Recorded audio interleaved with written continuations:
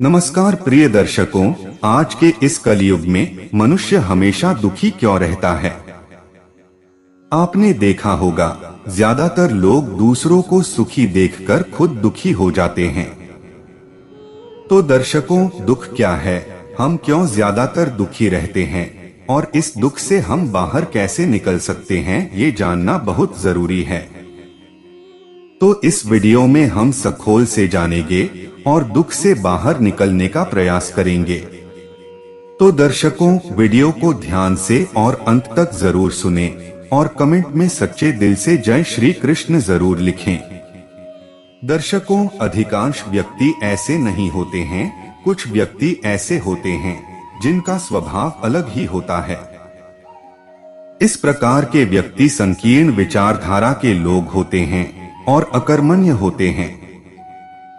इस प्रकार की सोच वाले व्यक्ति को जीवन में कभी सुखी कर ही नहीं सकते, क्योंकि जिसको देखेंगे कि वह व्यक्ति सुखी है और उसके सुख से उनको दुख होगा, तो उनका जीवन तो संपूर्ण दुख में ही बीतेगा। सुख और दुख जीवन के दो पहलू है। सुख है तब दुख है, और जब दुख है तभी सुख की अनुभूति होगी।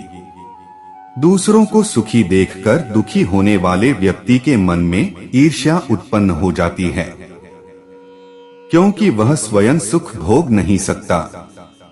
वह भोगेगा कैसे, क्योंकि उसके मन में तो ईर्ष्या ने जन्म ले लिया है। तो वह तो सुख नहीं भोगेगा, लेकिन दूसरे के सुख से उसको दुख जरूर मिलेगा। इस प्रकार की सोच अच्छी नहीं होती है।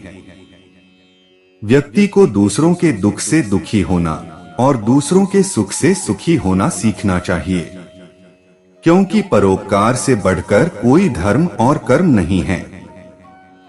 देखिए, सतयुग, त्रेता युग, द्वापर युग और कलयुग। अब बात समझिए। सतयुग में सत्य का शासन था, मतलब सुख का। त्रेता युग में सत्य 80% मतलब सुख था, लेकिन पहले से कम। द्वापर युग में 50% सत्य था, जैसा कि महाभारत में हम लोग जानते हैं। कितना बड़ा युद्ध हुआ द्वापर युग में, सुख भी आधा था। अब कलयुग में सत्य 10% है, असत्य 90%। तो दुख 90% हो गया और सुख 10%। मतलब आप दिन भर में 100 बात सोचेंगे तो 90 आपको दुखी करेगा और 10 से आप संतुष्ट होंगे। दूसरे के सुख को कोई देखना नहीं चाहता, क्योंकि सुख के लिए कलयुग में जगह ही नहीं बचा। इससे यही निष्कर्ष निकलता है, हम लोग सब विनाश की तरफ जा रहे हैं। जैसा कि हम लोग सब जानते हैं, मनुष्य की आयु कितनी छोटी हो गई। 60 साल से लेकर 70 साल, 80 साल में तो जाना ही है। अब एक बात समझिए, लोग अपने थके हुए शरीर से दुखी नहीं है, लेकिन किसी को आराम करते देखकर दुखी हो जाता है। अब एक तो उसका शरीर थका हुआ, दूसरी किसी को देखकर जलना। शरीर ऐसा थकता है कि आप मानसिक और शारीरिक रूप से बीमार हो जाते हो। यही हाल सबका है। इस दुनिया में देखा जाए तो दुखी कोई भी नहीं है, लेकिन दुख हम खुद से ही उत्पन्न करते हैं। मैं यह आपको एक कहानी के माध्यम से बताना चाहूंगा। एक बार एक किसान अपना सारा अनाज लेकर के मंडी को बेचने जा रहा था। उसने सारा अनाज अपने बैलगाड़ी में लादा और वह मंडी की ओर निकल पड़ा। रास्ते में जाते हुए उसके बैलगाड़ी से एक अनाज की बोरी रास्ते पर गिर गई, लेकिन उस किसान को इस बात का पता नहीं चला और वह अपनी सुध में मंडी की ओर चला। लेकिन वह अनाज की बोरी रास्ते पर यूं ही पड़ी थी। थोड़ी देर के बाद वहां पर कुछ पक्षी आए और उस अनाज की बोरी से दाना चुगने लगे। थोड़ी देर में वहां पर कुछ पशु आए, गाय बकरी, वह भी उसमें से अनाज खाने लगे। पक्षी अपना पेट भर के उड़ गए। इसी प्रकार पशु भी खा करके वहां से चल दिए। यही प्रक्रिया निरंतर चलती रही। पक्षी आते, पशु आते, खाते और चले जाते। यह सब काफी देर तक चला। लेकिन आखिरी में वहां से एक इंसान निकला जो पास के गांव में ही रहता था। उसने वहां पर वह अनाज की बोरी रास्ते में पड़ी हुई देखी और वह अपना डंडा लेकर के दौड़ा और सारे पशु पक्षियों को वहां से भगा दिया और फिर स्वयं वह रास्ते पर बड़ी अनाज की बोरी को अपने कंधे पर उठाकर अपने घर ले गया। इस कहानी से हमें यह समझ में आता है कि ईश्वर द्वारा दिया गया हमें जो भी है काफी है। जैसे पक्षी हो या पशु हो, वह उसमें से उतना ही खाता है जितना उसको जरूरत पड़ती है और वह ईश्वर पर भरोसा करके दूसरे दिन के लिए अपनी जिंदगी में मस्त रहता है। लेकिन एक इंसान ही है जिसको जितना मिल जाए उतना कम है। वह तो दूसरों का हिस्सा भी नहीं छोड़ता, उसे जितना मिला हो उतना कम है। इसी को लालच कहते हैं। इसलिए मनुष्य कभी भी खुश नहीं हो सकता, क्योंकि मनुष्य में लालच है और लालच कभी भी खत्म नहीं होता। हमारे दुख तो इसी प्रकार से हैं कि वह कभी खत्म नहीं हो सकते। अगर आपका एक दुख खत्म हो भी जाएगा तो कोई दूसरा दुख जिंदगी में दोबारा आ जाएगा। अगर आप आज एक साइकिल के लिए दुखी है कि आज आपके पास एक साइकिल होती तो अच्छा होता, लेकिन जब आपके पास में साइकिल आ जाएगी तब आप एक गाड़ी के लिए अपना दुख जताने लगेंगे। इसी प्रकार से कार के लिए, फिर उससे भी बड़ी कार के लिए यह निरंतर चलने वाली प्रक्रिया है। दुख क्या क्या लेकर आता है? दुख हमेशा उम्मीद की किरण लेकर आता है। किसी भी दुख की कोई वजह होती है, अगर वह वजह ना रहे तो दुख समाप्त हो जाता है। दुख के समय इंसान को ये उम्मीद होती है कि आज नहीं तो कल दुख की वजह खत्म हो जाएगी और फिर से एक नया सवेरा होगा जहां सुख ही सुख होगा। दुख इंसान को इंसान के और करीब ले आता है। सुख के समय में हम जिसे पसंद नहीं करते, वो लोग ही शायद दुख के समय में हमारे काम आ जाते हैं और इस तरह से एक नए रिश्ते की शुरुआत होती है। दुख में ही इंसान को दूसरे इंसानों की सही परख होती है। दुख इंतजार लेकर आता है, समय का इंतजार। इंसान जानता है कि गहरे से गहरा दुख भी स्थायी नहीं होता। समय इसके असर को कम करता जाता है और एक दिन ऐसा भी आता है कि दुख का असर बिल्कुल कमजोर हो जाता है और इंसान नए सिरे से सोच सकता है, नई शुरुआत कर सकता है। दुख याद ले आता है, अपने करीबियों की याद, दोस्तों की याद, जो इंसान को इस दुख से निकाल सके। दुख इंसान को ईश्वर की याद दिलाता है, जिसे इंसान शायद अपने सुख के समय में भूल चुका होता है। अपने आप को नास्तिक कहने वाले इंसान भी दुख के समय में ईश्वर को याद कर लेते हैं। दुख पीड़ा ले आता है और शायद पीड़ा के अनुभव को ही हम दुख कहते हैं। मजबूत से मजबूत इंसान के जीवन काल में भी कभी न कभी ऐसा दुख आ ही जाता है कि उसे पीड़ा का अनुभव होता है। दुख मायूसी लेकर आता है। एक अच्छे भले इंसान को पल भर में दुख मायूस कर देता है। उसका खिलखिलाता चेहरा मायूस हो जाता है। दुख जो कुछ भी लाता हो, मगर दुख ही वो टॉनिक है जो इंसान को सुख से परिचित करता है। अगर दुख ना होता तो हमें सुख का भी पता नहीं होता। हर किसी के जीवन में दुख और सुख दोनों क्यों होते हैं? इसका जवाब स्पष्ट होने के लिए पहले सुख के प्रकारों को जानिए। सुख के प्रकार 7 होते हैं। पहले किस्म में सुविधाओं का सुख आता है। मकान, एयर कंडीशन, गाड़ी, कपड़े, फर्नीचर, सब तरह की सुविधाओं का सुख पहले किस्म का सुख है। दूसरे किस्म में भावना और सेंसेशन का सुख आता है। मनोरंजन, संगीत, भोजन, इत्र, निहार, नशा, संभोग, खुशी, लगाव, ममता, गर्व वगैरह का सुख लेना दूसरे किस्म में आता है। तीसरे किस्म में काम करने का सुख आता है। आपने देखा होगा लोगों से बिना काम के रहा नहीं जाता। यहाँ तक कि महारानी अमीर महिलाओं को भी स्वेटर बुनने जैसे काम में लगे देखा होगा। जो काम नौकर कर सकते हैं उन्हें वो कई बार खुद करना पसंद करते हैं। आपका भी खाली वक्त में बिगड़ी चीज को सुधारना, घर की साफ सफाई बहाने खोजकर काम करने लगना इसी में आता है। काम में उलझे रहने का सुख कई बार लोगों को वर्कहोलिक बना देता है। चौथा सुख किसी व्यक्ति या इष्ट के प्रति समर्पण का सुख है। भारत में लगभग हर महिला यही सुख लेती है कि खुद का वजूद नहीं पैदा करती, बस पति जो कमाए, जैसा कहे, उसी पर चलती रहती हैं। कुछ लोग होते हैं जो दादाजी कह गए उनके लिए वही काफी है, अपनी कोई समझ पैदा नहीं करनी। कुछ हैं जो माँ बाप या बड़ा भाई कह दे उसी को मानकर चलते रहें, अपना दिमाग लगाना या अपनी कोई जिम्मेवारी वो लेना नहीं चाहते। इस समर्पण का भी अपना ही सुख है। पांचवा सुख शेयर करने का सुख है। दूसरों से दुख बांटने, ज्ञान बांटने में जो सुख है वह पांचवे तल का सुख है। निंदा रस भी इसी में आता है। छठे तल में जानने का सुख आता है।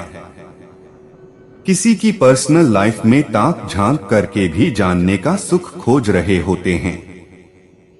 और सातवें सुख में आलस्य का सुख आता है। संयुक्त परिवार में देवरानी जेठानी के बीच काम को लेकर जो झगड़े होते हैं वो इसी सुख की लालसा में होते हैं। इसी सुख की लालसा में अक्सर संयुक्त परिवार टूट भी जाते हैं। कुछ संयुक्त परिवार तो ऐसे ही आलसियों के कारण संयुक्त भी होते हैं। इस सुख की लालसा में अक्सर लोग नौकरी धंधे नहीं करना चाहते। सुबह देर से उठना इसी सुख को पाने का परिणाम है। इन्हीं 7 तरह के किसी ना किसी सुख को पाने के प्रयास में लोग जिंदगी बिताते हैं।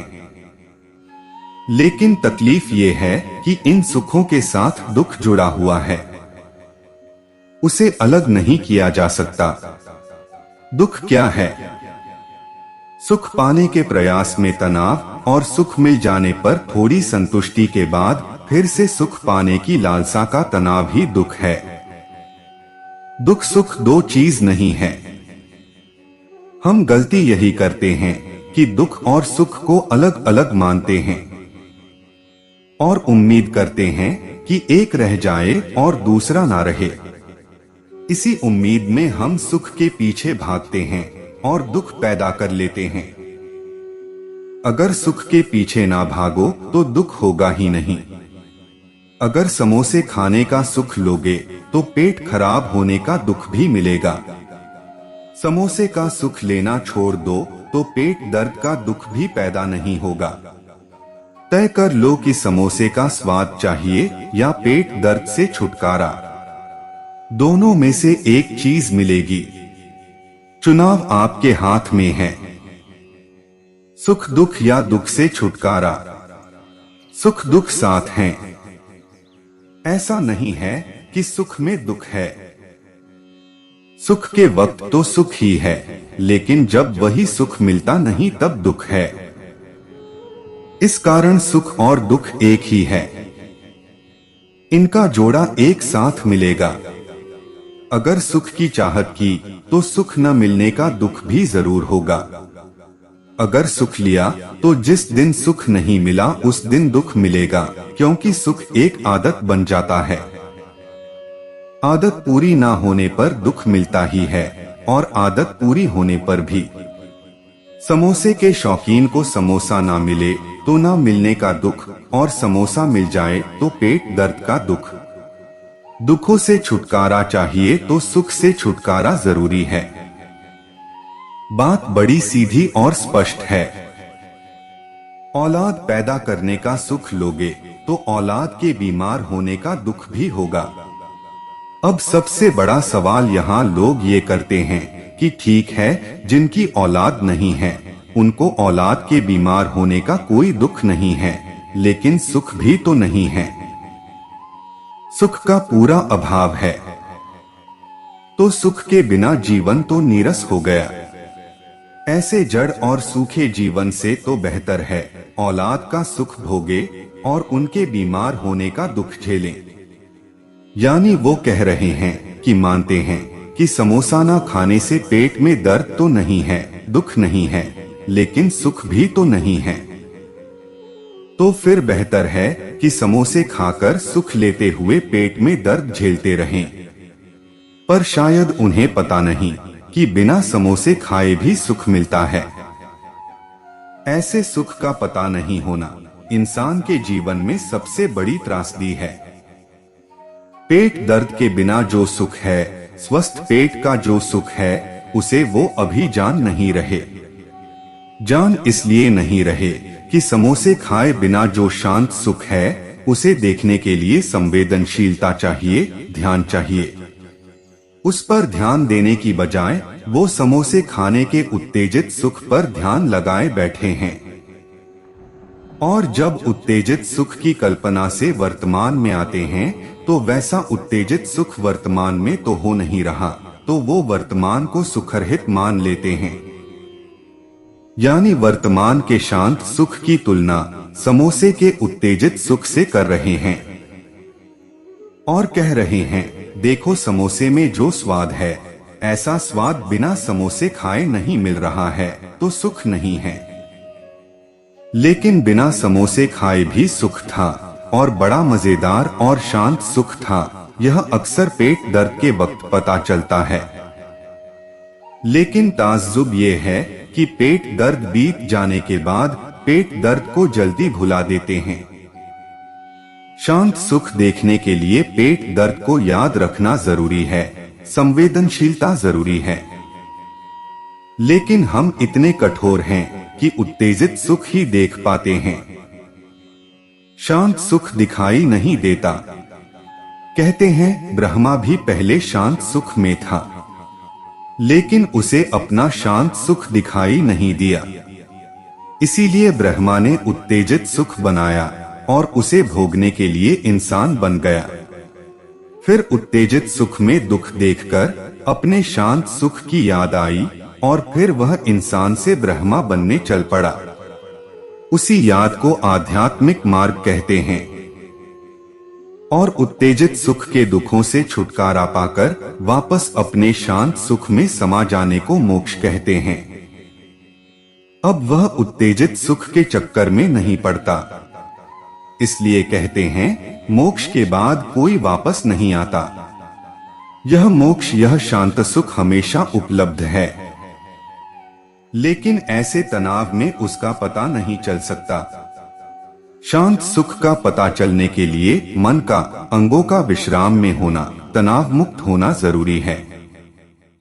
लेकिन हमारी इच्छा या आदतों की मांग तनाव किए रहते हैं। तो शांत सुख जो हमेशा मौजूद है, उसका तो हमें पता चलता नहीं। और उत्तेजित सुख हमेशा उपलब्ध रहता नहीं, तो फिर दुख पैदा होता है। उस दुख में हम उल्टी सीधी हरकत करके कैसे भी उत्तेजित सुख पाना चाहते हैं। यही कुकर्म है। फिर इस कुकर्म से सुख मिल भी गया तो मन की आदत तो मजबूत कर ही दी। उसकी मांग अपने आप रुकने वाली नहीं। शांत सुख इतना सहज है कि इसका पता ध्यानपूर्ण होने से ही चलता है। दरअसल मांग पूर्ति होने और अगली मांग खड़ी होने के बीच हम शांत सुख में ही रहते हैं। लेकिन वही सुख उत्तेजित सुख की पूर्ति के बाद मिला। इसीलिए हम उस शांत सुख को उत्तेजित सुख की पूर्ति की संतुष्टि मान लेते हैं और ध्यान नहीं देते कि यही संतुष्टि शांत सुख है। और जैसे आदत फिर से मांग करना शुरू करती है, अंगों के उस तनाव में हमारा शांत सुख छिप जाता है।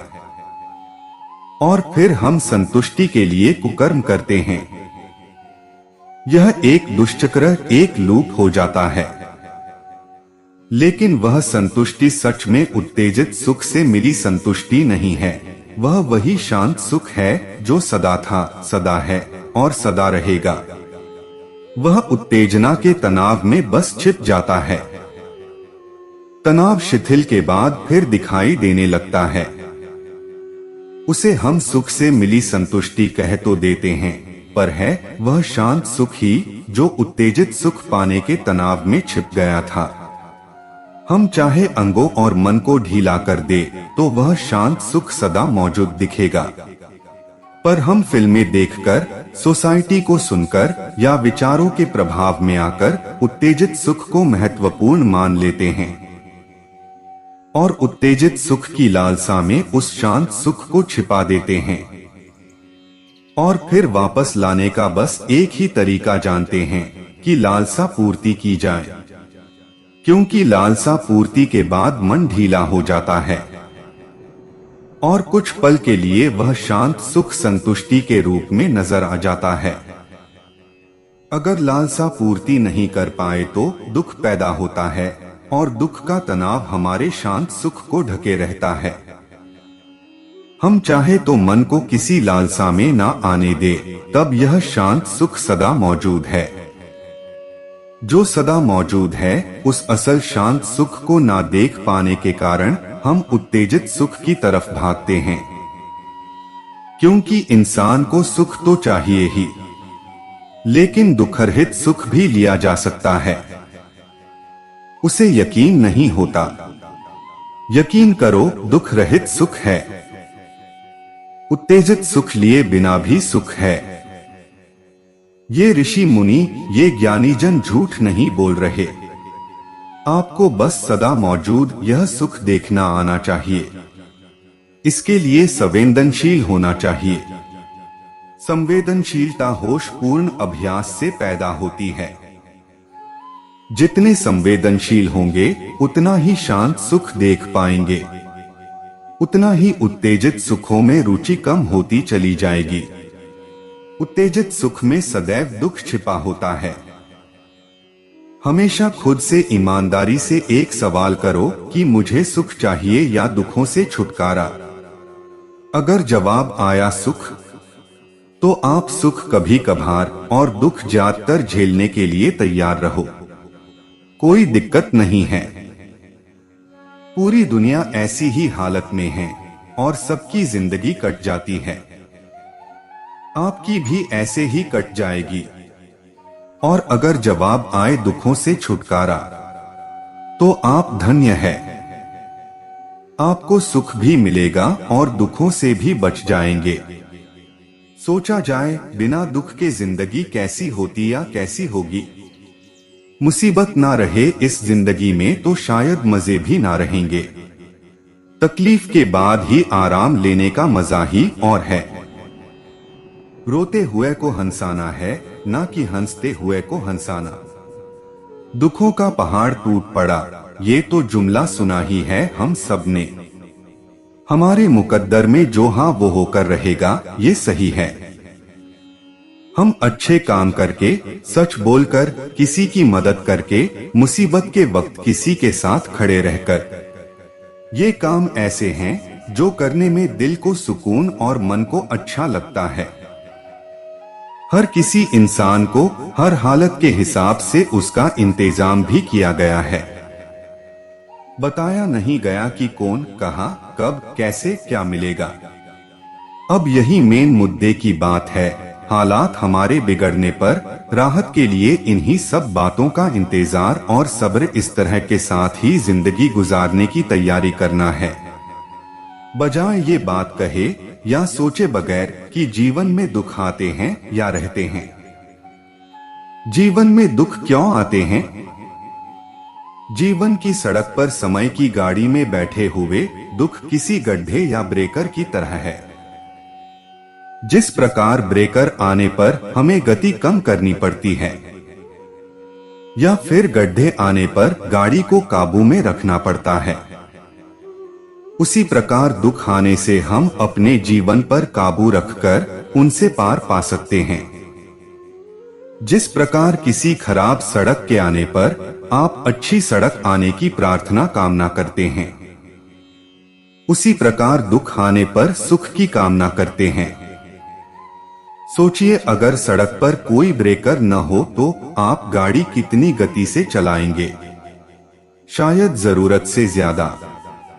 और हो सकता है कि निरंतर ध्यान न देने से आप बेफिक्र होकर गाड़ी का नियंत्रण ही खो दें। ठीक उसी प्रकार जीवन में दुख न आए तो आप इस जीवन को बेफिक्री से जीते हैं और अनजाने में अपना ही अनिष्ट कर लेते हैं। जिस प्रकार सड़क पर गड्ढे या ब्रेकर आने का कारण जरूरी नहीं कि आपकी ही गलती हो, उसी प्रकार जीवन में दुख आने का कारण जरूरी नहीं कि आपके कर्म या आपकी गलतियां ही हों। कभी कभी जीवन में दुख का कारण किसी दूसरे के कृत्य भी हो सकते हैं। दुख आते हैं इसलिए सुख का आनंद लिया जाता है। दुख आते हैं इसलिए जीवन को बेहतर बनाने की इच्छा शक्ति उत्पन्न होती है, परिश्रम करने की शक्ति मिलती है और सबसे महत्वपूर्ण बात, दुख जाने के बाद जब सुख आते हैं तो जीवन के लिए प्रभु या फिर व्यक्तियों का धन्यवाद करते हैं। जीवन को किसी सड़क की तरह मानिए, कभी कभी एक गलत मोड़ गड्ढे भरे रास्ते पर ले जा सकता है, किंतु अगर हम मंजिल पा ले तो फिर केवल मंजिल पर पहुंचने के लिए खुश होना चाहिए। प्राणी जीवन भर विभिन्न दुखों की श्रृंखला में पड़ा रहता है, लेकिन हमें दुख कष्ट पिछले जन्मों के पाप कर्मों के कारण ही भोगने पड़ते हैं, जिन्हें किसी भी जप तप साधना से नहीं काटा जा सकता। परंतु यजुर्वेद अध्याय 8 मंत्र 13 में प्रमाण है, पूर्ण परमेश्वर घोर पाप भी नष्ट कर सकता है। हमारे दुखों का मूल कारण तत्वज्ञान का अभाव और सद्भक्ति का नहीं मिलना है। तत्वज्ञान के अभाव में मनुष्य दुख उठाता है, क्योंकि तत्वज्ञान के अभाव से व्यक्ति सभी तरह की बुराइयां करता है, जिस कारण दुखी अशांत और निराश रहता है। साथ में भाग्य में आने वाले दुख संकट भी यथावत आते रहते हैं। तत्वज्ञान प्राप्ति के पश्चात मानव सुखी हो जाता है, क्योंकि वह सभी कर्मों से परिचित होकर बुराइयों से दूर रहकर सत्य भक्ति करता है। परमात्मा उस साधक के प्रारब्ध यानी भाग्य में आने वाले संकटों कष्टों को टाल देते हैं। यहाँ तक कि हमारे 33 करोड़ देवी देवता और ब्रह्मा जी, विष्णु जी और महेश अर्थात शिव जी भी अपने कर्म बंधनों से बच नहीं सकते हैं। कबीर साहेब जी अपनी वाणी में कहते हैं कि साची कहूँ तो जग नहीं माने, झूठी कही नहीं जाई हो। ब्रह्मा विष्णु महेश भी दुखिया जिन यह राह चलाई हो। अनादि काल से ही मानव परम शांति सुख व अमृत की खोज में लगा हुआ है। वह अपने सामर्थ्य के अनुसार प्रयत्न करता आ रहा है, लेकिन उसकी यह चाहत कभी पूर्ण नहीं हो पा रही है। ऐसा इसलिए है कि उसे इस चाहत को प्राप्त करने के मार्ग का पूर्ण ज्ञान नहीं है। सभी प्राणी चाहते हैं कि कोई कार्य न करना पड़े, खाने को स्वादिष्ट भोजन मिले, पहनने को सुंदर वस्त्र मिले, रहने को आलीशान भवन हो, घूमने के लिए सुंदर पार्क हो, मनोरंजन करने के लिए मधुर संगीत हो, नाचे गाए, खेले कूदें, मौज मस्ती मनाएं और कभी बीमार न हो, कभी बूढ़े न हो और कभी मृत्यु न हो। परंतु जिस संसार में हम रह रहे हैं, यहाँ न तो ऐसा कहीं पर नजर आता है और न ही ऐसा संभव है, क्योंकि यह लोक नाशवान है। इस लोक की हर वस्तु भी नाशवान है और इस लोक का राजा ब्रह्माकाल है, जो 1,00,000 मानव सूक्ष्म शरीर खाता है। उसने सब प्राणियों को कर्म धर्म व पाप पुण्य रूपी जाल में उलझाकर 3 लोक के पिंजरे में कैद किए हुए है। कबीर साहेब कहते हैं कि कबीर 3 लोक पिंजरा भया, पाप पुण्य दो जा। सभी जीव भोजन भये, एक खाने वाला काल। गरीब एक पापी एक पुण्य आया, एक है सूम दलेल रे। बिना भजन कोई काम नहीं आवे, सब है जम की जेल रे। वह नहीं चाहता कि कोई प्राणी इस पिंजरे रूपी कैद से बाहर निकल जाए। वह यह भी नहीं चाहता कि जीव आत्मा को अपने निज घर सतलोक का पता चले। इसलिए वह अपनी त्रिगुणी माया से हर जीव को भ्रमित किए हुए है। फिर मानव को ये उपरोक्त चाहत कहां से उत्पन्न हुई है? यहाँ ऐसा कुछ भी नहीं है। यहाँ हम सबने मरना है, सब दुखी व अशांत हैं। जिस स्थिति को हम यहाँ प्राप्त करना चाहते हैं, ऐसी स्थिति में हम अपने निज घर सतलोक में रहते थे। काल ब्रह्मा के लोक में स्व इच्छा से आकर फंस गए और अपने निज घर का रास्ता भूल गए। सतलोक में केवल एक रस परम शांति व सुख है। जब तक हम सतलोक में नहीं जाएंगे, तब तक हम परम शांति, सुख व अमृतत्व को प्राप्त नहीं कर सकते। सतलोक में जाना तभी संभव है जब हम पूर्ण संत से उपदेश लेकर पूर्ण परमात्मा की आजीवन भक्ति करते रहें। दुनिया में दुख इसलिए है ताकि हम सुख की खोज करें, और उस सुख की खोज की कोशिश ही हमारी जीवन यात्रा है, जिसकी मंजिल है परम सुख यानी परमानंद। दुनिया में इतने दुख होने का कारण है कि हम इन दुखों से परेशान होकर उस सत्य की खोज करें। सत्य की खोज ही उद्देश्य है इस यात्रा का, और आखिरी में या अंतिम यात्रा में भी यही बात सुनने में आती है कि राम नाम ही सत्य है। मतलब बाकी सब झूठ है। हमारे दुख हमें बार बार यही समझाते हैं कि तुम झूठी कल्पनाओं में फंसे हो। दुनिया यानी सृष्टि में दुख नहीं है। दुख है अपने स्वरूप को भूलकर इस सृष्टि को ही सर्वस्व मान लेने में। अगर ये दुख ही नहीं होते तो हम कभी अपने सत्य स्वरूप को समझने की कोशिश ही क्यों करते? सृष्टि में दुख होने का मूल कारण है कि हम उस सत्य को भी समझे। इस झूठे संसार में रहकर उस सत्य को समझना ही कारण है इन दुखों का। अगर सपनों की दुनिया वास्तविक दुनिया से अच्छी हो गई तो क्यों ही कोई उस सपने से जागना चाहेगा।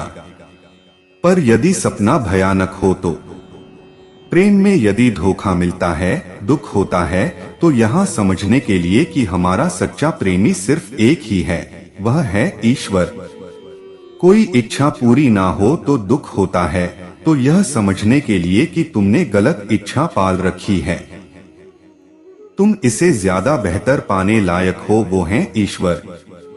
किसी प्रिय व्यक्ति या वस्तुका के दूर हो जाने पर दुख होता है। यह समझाने के लिए कि यहाँ सब कुछ एक दिन खत्म हो जाएगा, बचेगा तो बस एक वही परमेश्वर। उदाहरण के लिए वीडियो गेम को ही देख लो।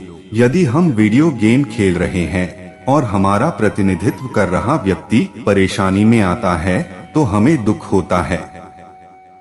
वह जीतता है तो हमें खुशी होती है। लेकिन जैसे ही गेम समाप्त होता है, हमें होश आता है हमारी वास्तविक दुनिया का, और सारा दुख और हारने का भय खत्म हो जाता है। इसलिए शायद अपनी संस्कृति में मृत्यु के बाद अंतिम यात्रा में जीवात्मा से यही शब्द कहे जाते हैं कि यदि तुम सुन रहे हो तो सुनो कि राम नाम ही सत्य है। मतलब कि इतना सब देख लिया, दुख भोग लिए, सुख भोग लिए, पर सत्य है सिर्फ एक वही राम नाम यानी परमेश्वर। और इस बात की अनुभूति के लिए सारा ताना बाना बुना गया, जिसमें कि दुख ज्यादा रहते ताकि हम सत्य यानी सुख की खोज कर उसे प्राप्त करें। दुख मिलना तो अनिवार्य है, मिलेगा ही, पर इसमें डूबे रहना अनिवार्य नहीं। सुख और दुख एक ही रस्सी के दो छोर हैं, एक को पकड़ा और दूसरा अपने आप आ जाएगा। और दुख मन की छाया है, जहाँ जहाँ मन जाएगा दुख अनिवार्य रूप से उपस्थित होगा। पर मन एक भ्रम है तो उसकी छाया भी भ्रम ही होगी। इसलिए मन को जड़ समेत उखाड़ फेंका जाए। जब मन ही नहीं होगा तो दुख को अनुभव कौन करेगा? दुख को दुख जैसा कौन बनाएगा? उसमें विविध रंग कौन डालेगा और उसे ऊर्जा कौन देगा? जब मन ही नहीं होगा तो दुख को खड़े होने की जगह कहाँ मिलेगी? तो मन की मृत्यु ही दुख की मृत्यु होगी। पर इसके लिए तुम्हारे अंदर के संसार को मरना होगा। यह जो दीमक की बाम्बी बना रखी है, इसे फोड़ना होगा। मन को मरने के लिए समय को भी मरना होगा, क्योंकि मन को उपस्थित होने के लिए भूत और भविष्य चाहिए। मतलब यह कि तुम्हारे हीरे जवाहरात पाने की ख्वाहिशों को भी मरना होगा। यह जो टुच्चापन है, जो लालच है, जो कपट है कि 2-4 सिक्के और खीसे में हो तो बात बने, जरा सामने वाले को गच्चा दे दूं फिर चैन से रहूंगा, इन सभी चालाकियों को भी मरना होगा। और भूल से भी मन को खत्म करने के लालच में मत पड़ जाना, क्योंकि टुच्चापन तो वहां भी शुरू हो जाएगा। क्यों न मन को ही मार दूं तो चैन से रहूंगा, यह ख्वाहिश भी न पाल लेना। मन को मार नहीं पाओगे, यह तुम्हारे मारने से पहले ही अपने पुनर्जन्म के बीज बो चुका होगा। मन को सिर्फ देख ही लेना, इसकी मूर्खता, कपट और चालबाजी को सिर्फ देख लेना। कुछ कहना भी मत, बस चुपचाप देखना। जैसे रास्ते से राहगीर गुजर रहे हों, वैसे ही अपने विचारों को देखना। देखने मात्र से ही राहगीर खत्म हो जाएंगे और सिर्फ दृष्टा बचेगा। यही मन खत्म होगा और साथ ही मन का संसार भी। मनुष्य खुद के दुख से नहीं, बल्कि दूसरों के सुख को देखकर दुखी है। स्पर्धा तुम में भी लगी है। तुम्हारी स्पर्धा के विषय भौतिक पदार्थ हैं। अगर तुम्हारे पास स्कूटी है तो तुम चाहोगे कि मोटरसाइकिल आ जाए। व्यक्ति के पास वस्तु है तो उसका सुख नहीं होता, बल्कि पड़ोसी की वस्तु देखकर दुख होता है। इसी की पूर्ति में तुम दिन भर लगे रहते हो। यह विचार भागवत कथा सुनाते हुए व्यक्त किए। भगवान की तुम जिस रूप में स्तुति करोगे, वह उसी रूप में तुम्हें दिखाई देगा। जो दास्य भाव से भगवान की स्तुति करते हैं, उन्हें वह अपने स्वामी के रूप में दिखते हैं। जो माया के रूप में श्री कृष्ण को देखते हैं, उन्हें वह साधारण बालक दिखाई देते हैं। जिनके साथ स्वयं परमात्मा खेल रहे हों, ऐसे ब्रिजवासियों के सौभाग्य का क्या वर्णन किया जाए, वे तो भाग्यशाली हैं। उन्होंने कहा कि परमात्मा के प्रति, सद्गुरु के प्रति, संत के प्रति हमारा दृढ़ विश्वास होना चाहिए कि वह हमारा कल्याण ही करेंगे। जिस तरह से व्यभिचारी लोग स्त्रियों की चर्चा करके बड़े प्रसन्न होते हैं, उसी तरह भक्त लोग भगवान की चर्चा करके बहुत प्रसन्न होते हैं। ब्रह्मा चिंतन करने वाले व्यक्ति को परमानंद का अनुभव होता है। विषयों का आनंद लेने वाला आनंद क्षणिक भर होता है। ब्रह्मा चिंतन करने पर अनंत आनंद मिलता है। जो सद्गुरु होते हैं, वह अपने अत्यंत प्रिय शिष्य को छिपाने योग्य बात भी नहीं छिपाते हैं।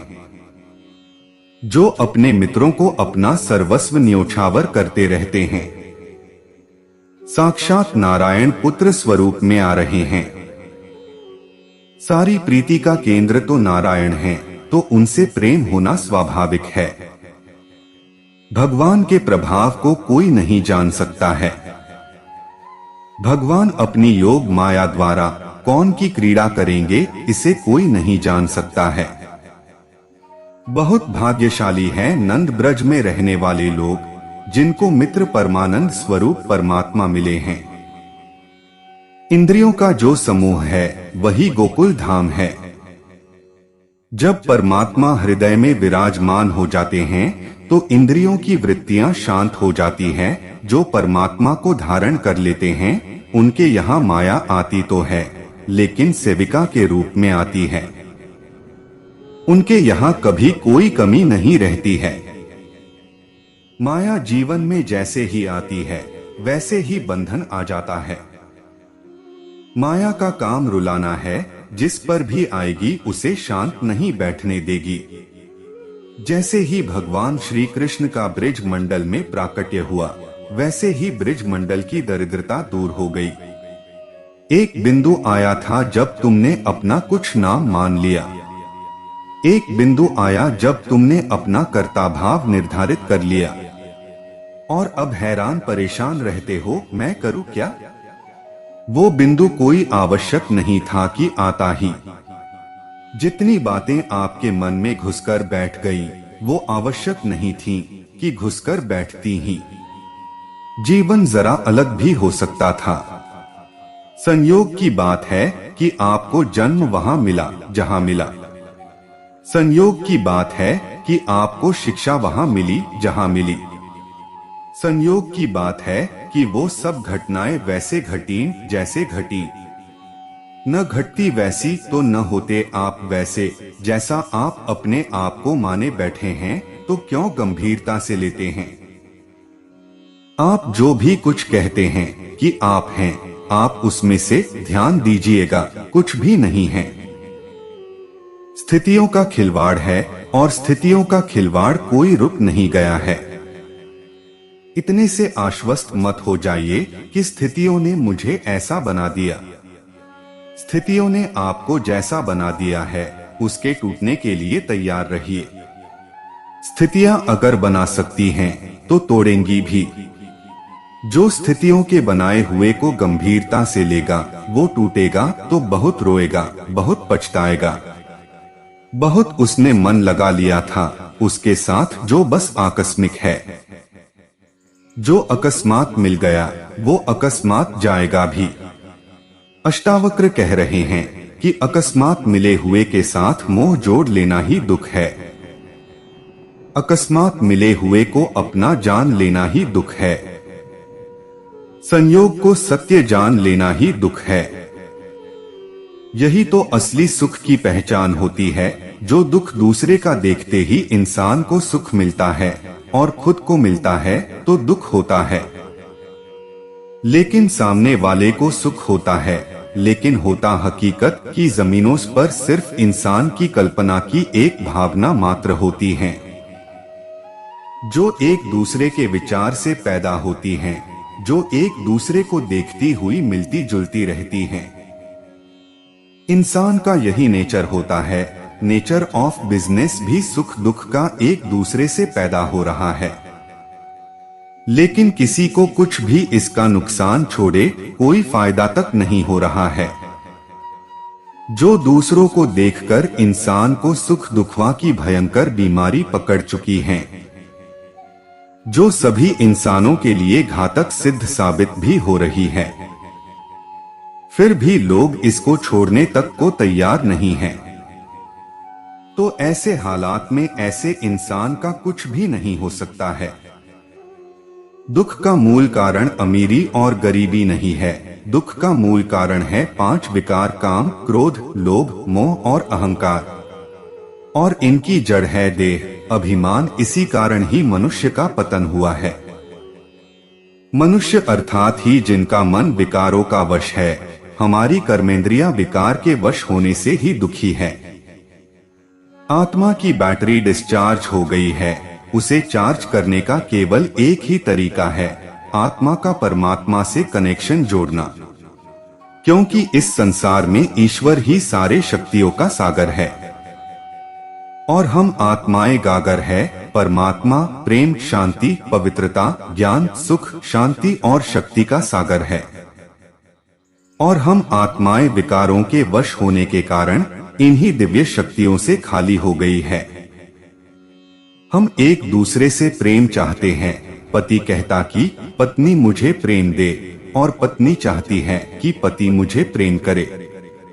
लेकिन वास्तविकता अलग है। दोनों में प्रेम का गुण नहीं है, दोनों खाली है, और वही एक दूसरे से मांग रहे हैं। आज प्रेम की जगह वासना ने ले ली है। सहनशीलता की जगह क्रोध ने ले ली है। नम्रता की जगह अहंकार ने ले ली है। पवित्रता की जगह काम ने ले ली है। शांति की जगह अशांति ने ले ली है।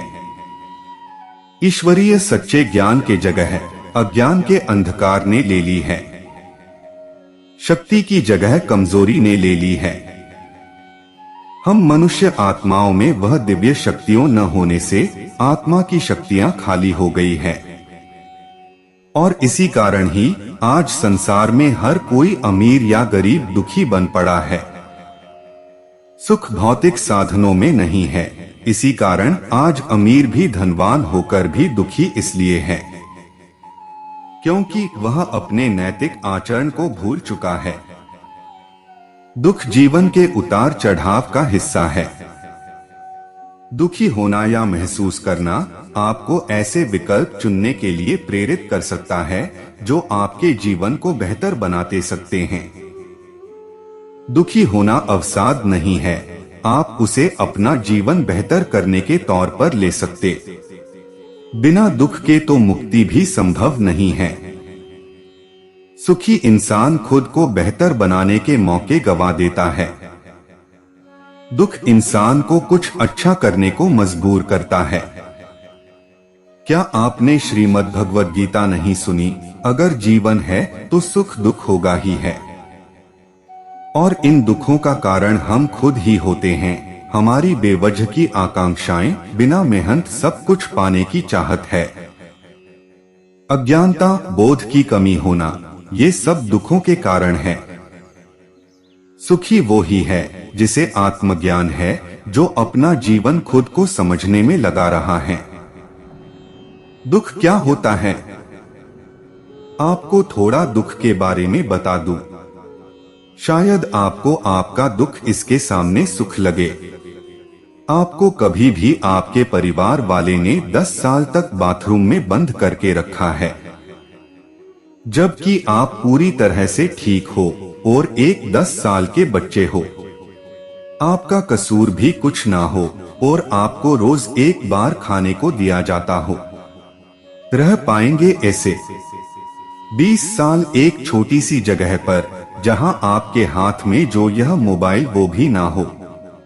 क्या होगा अगर आपको जेल आपकी 16 साल की लड़की भेज दे, आपके साथ रेप के इल्जाम पे, जबकि आपने कुछ ना किया हो और पुलिस वाले आपको ही कसूरवार मानते हो, और टेस्ट भी ना कराए, और इस सदमे से आप 15 वर्ष तक रहे और बाद में आपको रिहा कराया जाए? क्या होगा तब जब पुलिस को नकली गुंडे पकड़ने हो, असली गुंडे को छुपाने के लिए किसी और देश की बात हो रही है, और आपको पकड़कर एक 8 किलो का डंडा आपको पूरी तरह नग्न करके सुबह शाम हफ्ते भर मारा जाए, और बाद में आपको 8 साल जेल की सजा हो, जबकि आप वे इंसान थे हैं नहीं? क्या होगा जब आपने मेहनत करके 2 लाख रुपए कमाए हो और बैंक में एफडी करने गए, पर रास्ते में आपका बैंक चोरी हो जाए, आपकी सारी की सारी जमा पूंजी चली गई हो, केवल 200 रुपए हो तो? क्या होगा अगर आपको भी अपने शहर से किडनैप करके दूसरे शहर भेज दे और आपके पास से सब कुछ छीन ले और वेश्यालय में डाल दे, और आप अपना दुख के कहानी किसी को कहते फिरते हैं? दोस्तों, आप बहुत किस्मत वाले हो, क्योंकि आप उनमें से एक नहीं हो। भगवान के लिए खुश रहो और दूसरे को भी करो। अगर तुम वह होते तो? खुद से प्रश्न पूछो और आगे काम करो। तो प्रिय दर्शकों, उम्मीद करता हूँ कि आपको वीडियो पसंद आया होगा, और आप हमारे चैनल पर नए हो तो वीडियो को लाइक और चैनल को सब्सक्राइब जरूर करें। आपके एक लाइक से ही हमें प्रेरणा मिलती है और हम मोटिवेट होते हैं। धन्यवाद।